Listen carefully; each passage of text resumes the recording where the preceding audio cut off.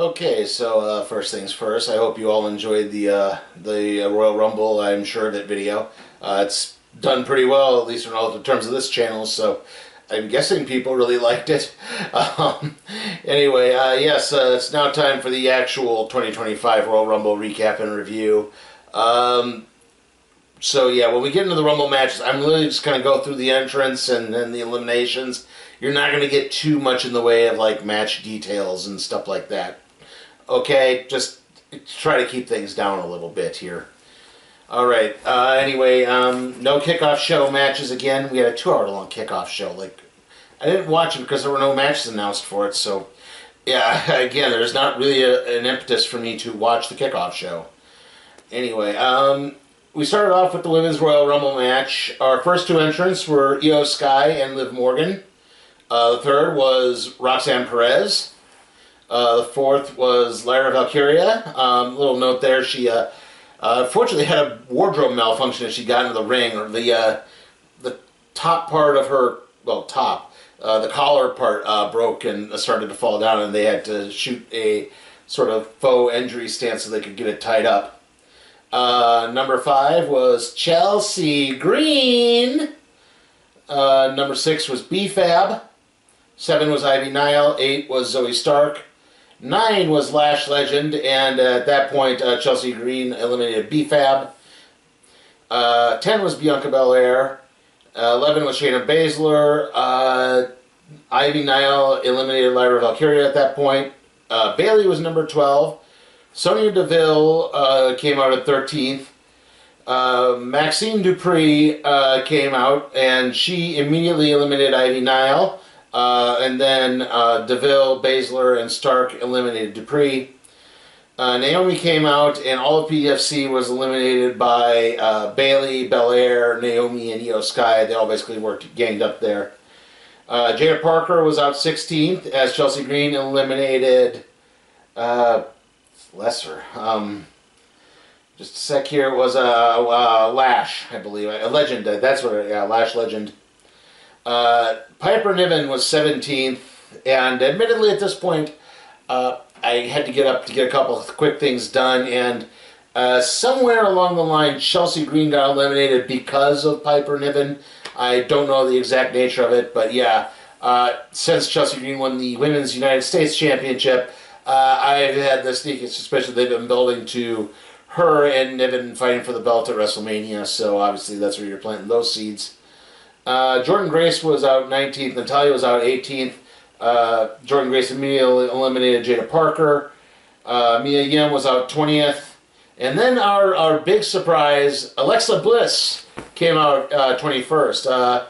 Again, if you don't know what happened, she had to go back, her contract had expired, and she apparently had to go back into negotiations, and apparently that was being held up. But she's back now. She wore a jacket that was a tribute to Bray Wyatt. She's still doing the doll thing at this point. She had a Fiend Forever on the back of it. After that, we had Zelina Vega, Candice LeRae, Stephanie Vaquer. Trish Stratus was 25th. Raquel Rodriguez was 26th. She immediately eliminated Natalya and Alexa Bliss. Charlotte Flair was 27th. She immediately eliminated Mia Yim and Piper Niven. Julia came out and immediately eliminated Jordan Grace. Nia Jax was 29th. She eliminated Zelina Vega. And then Trish Stratus eliminated Candice LeRae. And then Jax eliminated Trish Stratus. And then my phone goes off. And after that, it was Nikki Bella was the 30th. So yeah, no Becky Lynch return, no AJ Lee return, no Masha Slamovich, no Jade Cargill return. I wasn't expecting Cargill. I think her knee injury is a lot worse than previously expected. But yeah, that's the whole. Everyone immediately tried to gang up on Nia Jax to very little effect. Nia Jax immediately eliminated Bianca Belair, Naomi, Io Sky, Liv Morgan, Raquel Rodriguez, and Stephanie Vaquer, all in one big. They were all kind of in one part, and Jax just kind of came in and cleared all of them out at once. Roxanne Perez eliminated Julia. Nikki Bella eliminated Bailey. Jackson eliminated Nikki Bella. And that left Flair, Roxanne Perez, and Nia Jax. At one point, it looked like maybe Nia and Roxanne were going to work a little bit together to eliminate Charlotte. Charlotte fought back out of it. Roxanne kind of went, decided, okay, I'm going to try to get Nia out. Distracted her long enough for Charlotte to help in getting Nia eliminated.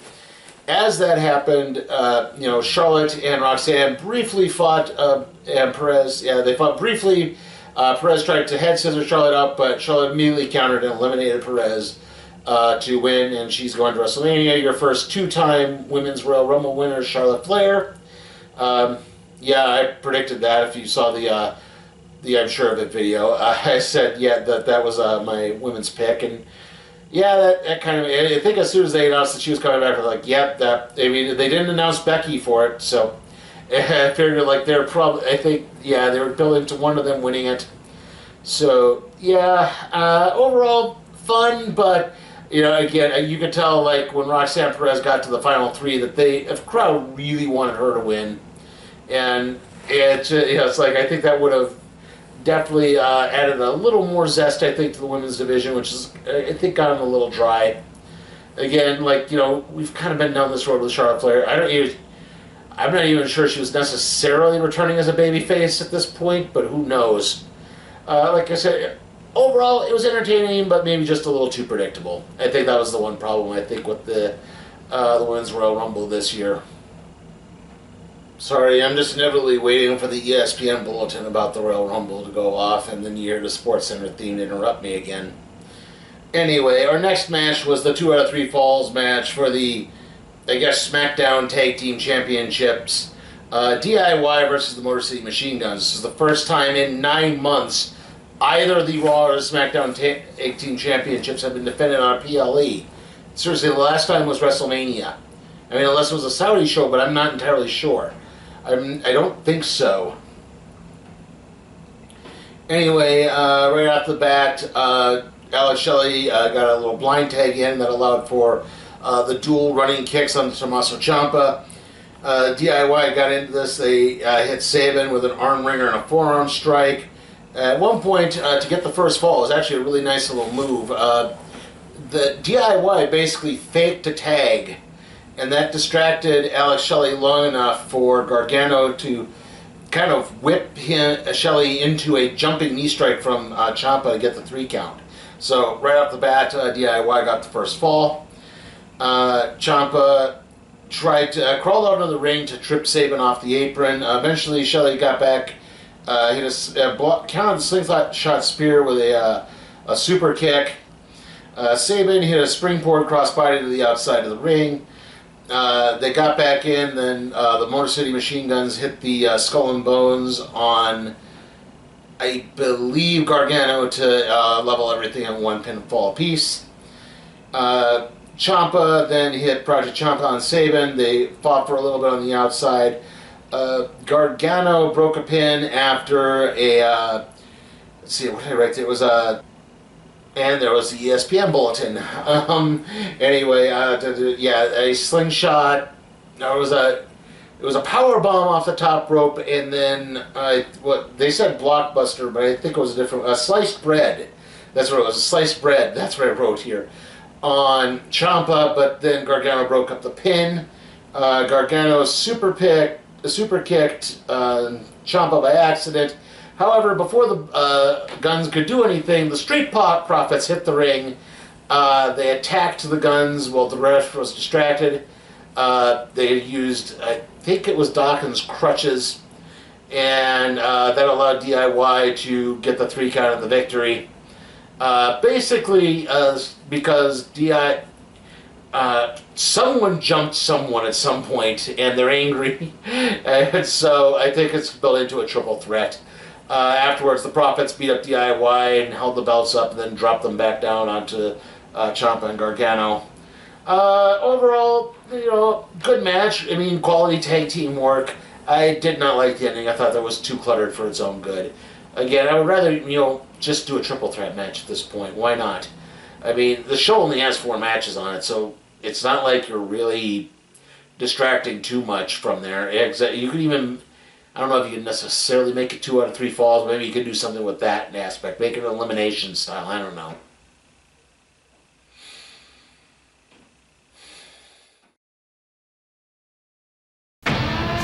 For the 1, 2, 3. Who's next? WCW Pro Power Games! Who can wrestle through 7 matches and win the belt with these 10-inch games? Hollywood Goldberg, DDP, and Sting. WCW Pro Power Games. Each sold separately, batteries not included. This is an ordinary man. Honey, I'm home. I made dinner. This is a hungry man. Baby, I'm home. How was work today? A few body slams, the usual. I'm starving. What's for dinner? I made your favorite. Hungry man. A whole pound of food men love. Fried chicken, mashed potatoes, corn and pudding. Mind if I join you? Hungry man from Swanson. It's good to be full. Get your own, sucker! It's the new energy drink ahead of the bunch. This is YJ Stinger, baby, pound and punch. You get a rush of energy every time you take a pull. All them other drinks, man, they filled with bull. This is the real deal, baby, and the facts are true. You want a boost? Grab a Stinger made by Stack or 2. You know how we do. This drink is #1. Helps energy, performance, concentration. So go and get one or grab them by the case. Look for the Stinger can with the yellow jacket face. Drink kicks ass. I don't care about wings. So go and catch the buzz and feel the sting. She's the woman he really wants. But there's one problem. It's my brother's wife. He knows it's wrong. I've got to stop this. But he can't quit fantasizing about her. And when he's confronted, I want to talk to you. I'm kind of in a hurry This right won't now. take long. Will you please tell me what's going on? he can't deny it any longer. Do you want me? Drop it. Okay? No, Jonah, I have to know the truth. This is no fantasy. Days of Our Lives, weekdays at 12 on Channel 4. A father desperate to prove his daughter isn't a murderer. My daughter's life is at stake here. The mother of the real killer determined to protect her son. All we have to do is stick to our story. But going back to the scene of the crime She had the smoking gun in her hand. What more do you need? makes it all too clear. No, it was self-defense. Days of Our Lives, NBC Daytime.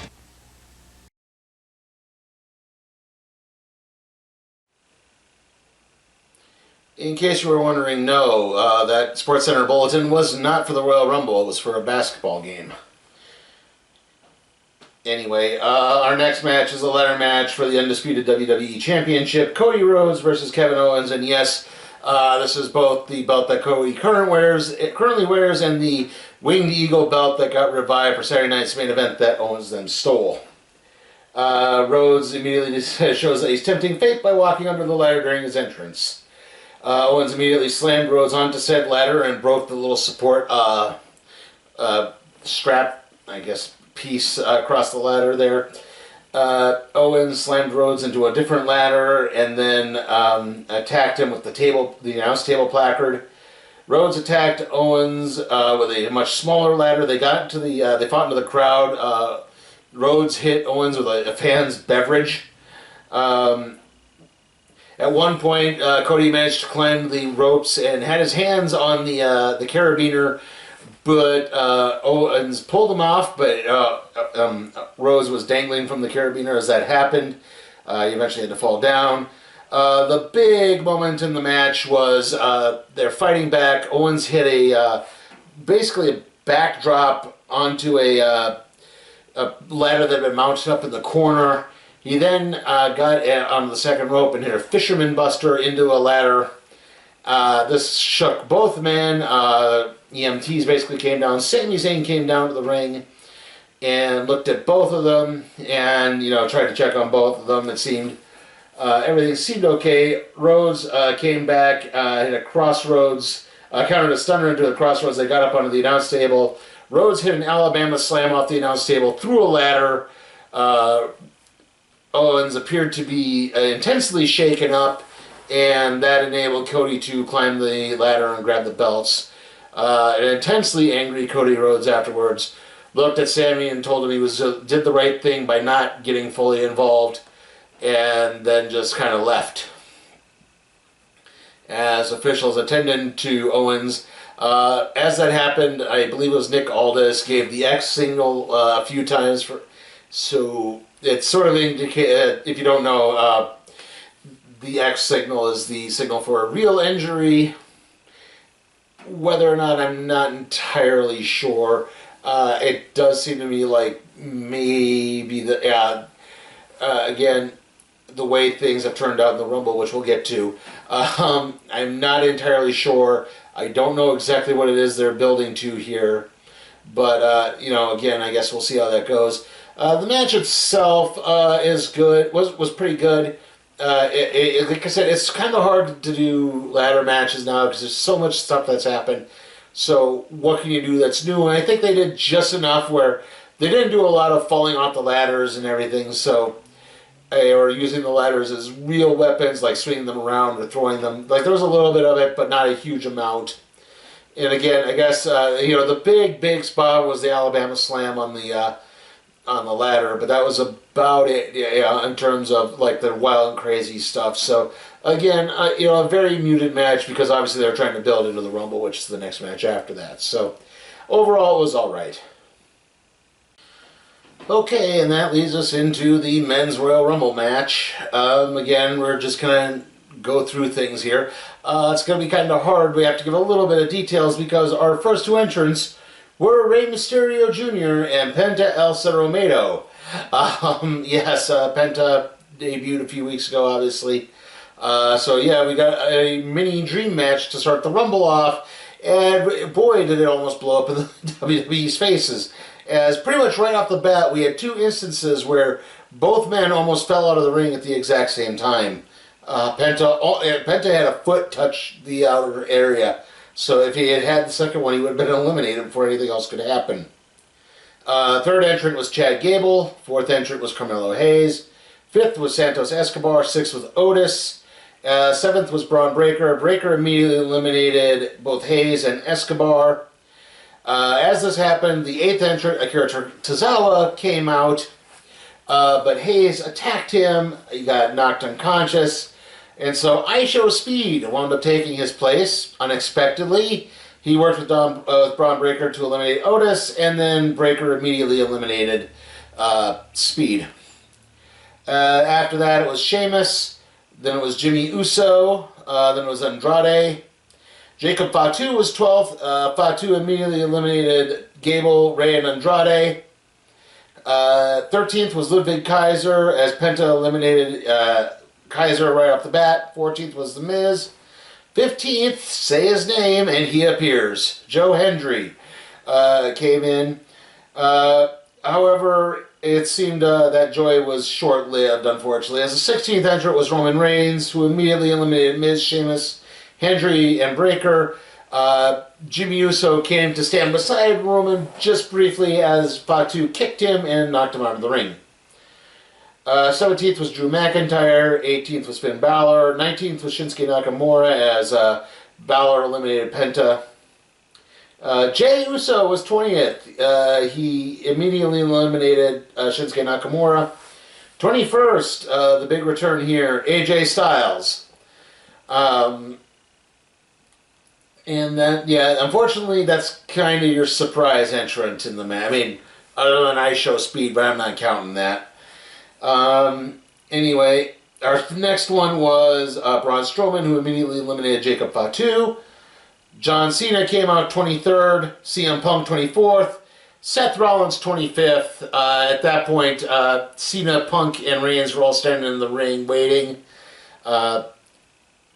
Styles, Jey Uso, and who was the other one? It wasn't Strowman. Cena eliminated Strowman and Balor. So I think, I know Styles and Uso. There was one other one who was kind of sitting there. But anyway, waiting for the next entrant, who turned out to be Dominic Mysterio, which didn't really do much. Sami Zayn was 27th. Damian Priest was 28th. He immediately eliminated Dominic Mysterio. LA Knight was 29th. As that happened, Jey Uso eliminated Sami Zayn. Accidentally, I believe, it wasn't Punk or Raw, but yeah, I think it was McIntyre. That's it. Zayn and McIntyre were fighting near the ropes. It looked like Zayn might have the upper hand. Jay went to super kick McIntyre, but struck Zayn by accident, knocking him out.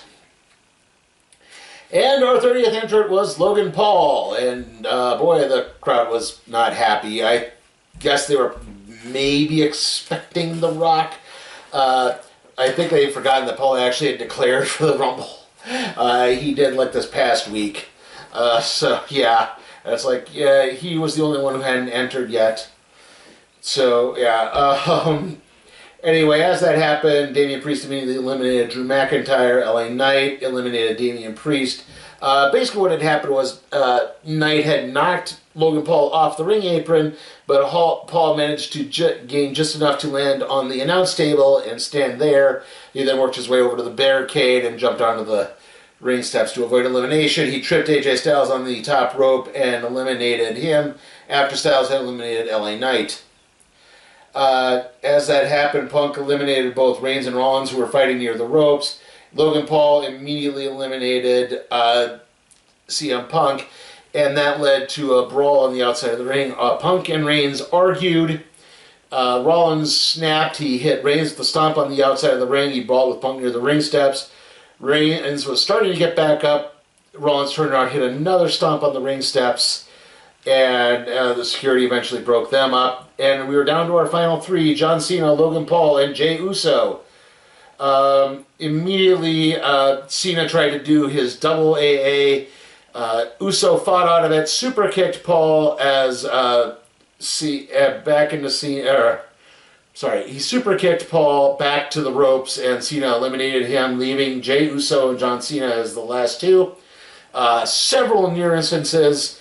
Again, Cena went for I believe hit the 5 moves of doom, but then hit 4 of the 5, and then Uso fought out, hit a couple super kicks. Again, they got to the ropes. He tried to get him over. Cena caught him, got him up in the fireman's carry. Again, Uso fought out. They fought over the top ropes. They both got on the ring apron. They tried several moves, barely balancing on. Eventually, Jey went for a quick maneuver of some kind, but Cena got him up in the AA.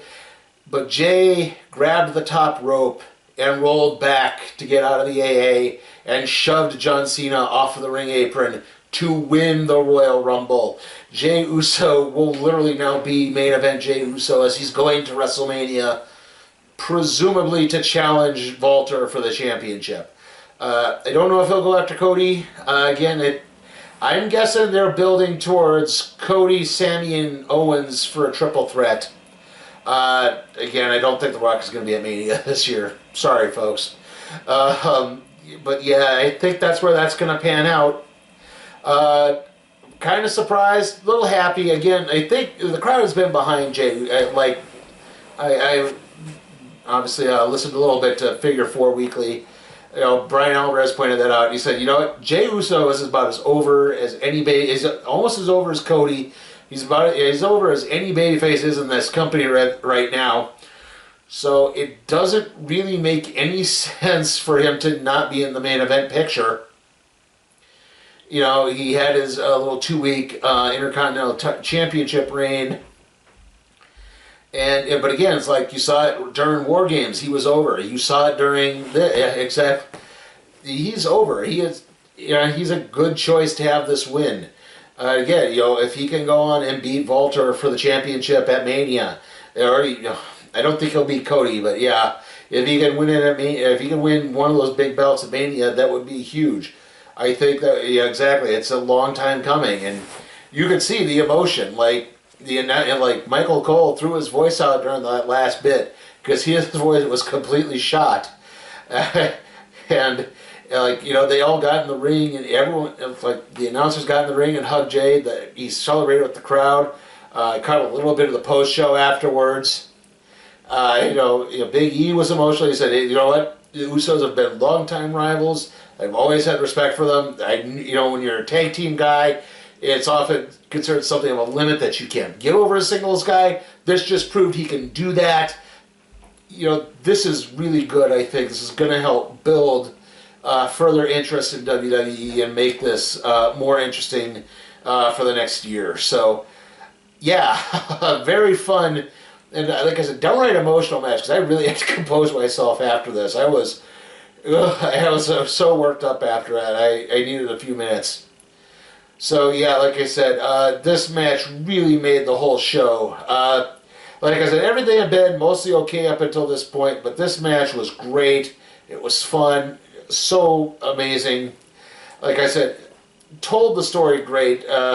Again, Jay came in like 20th, and they had this little fact right up that said, no one has ever won from the 20th position.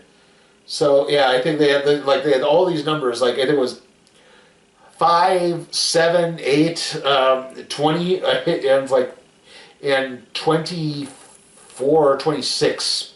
It was like the highest. And so yeah, to put it, yeah, have it, him be the first to win from the 20th spot is kind of cool too. So yeah, like I think they did a really good job with this. Overall though, like I said, the show itself was just kind of okay. Like every other match, like even the Women's Rumble, like I said, was alright, but just kind of predictable. I gave that one an 8 out of 10. I give the other two kind of that 7 to 8 range. Again, I maybe bumped the ladder match up a little bit more, just in terms of storytelling, but again, yeah, not enough to really get that part hugely over. I'm going to give the 2025 Royal Rumble a B. Like I said, it was solid. The main event, I really think, helped bolster it. But yeah, not enough to... I'm not pulling... if you recall, way back in my early days, like the...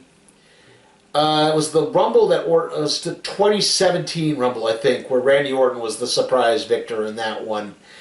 And I was in kind of a daze in that one. I gave it an A, and I was like, I really shouldn't have done that. I think I was a little too high on my own surprise there. I don't know. I was not in the greatest mindset to do something, to maybe judge that. This one, I think I'm a little more tempered. That's why I gave it a B. Okay, so I think the next video is going to be the prediction video for Super Bowl 59. Then we're going to have the Super Bowl 59 I'm Sure of It video. And then after that, it's going to be, I'm guessing probably NXT Vengeance Day. That's the next wrestling we're going to do. The next main roster WWE show, I have it written down here, is Elimination Chamber. That is on March 1st. And then I would like to do AEW Revolution. That's on the 9th. Again, any of the AEW stuff is probably going to be penciled in. I would like to do it. I don't necessarily know if I will. I don't know if I'm going to do a New Japan show again for a while. It might not be until May or June. Again, I don't know when I'll do another TNA show either. So we'll see how that shakes out when we get there. But yeah, just know for now the next wrestling show is going to be NXT Vengeance Day. All right, see you all next time.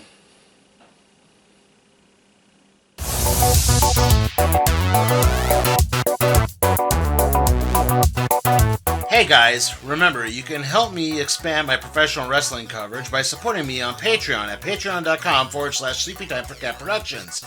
Also, remember to like, comment, share, subscribe, and ring that notification bell.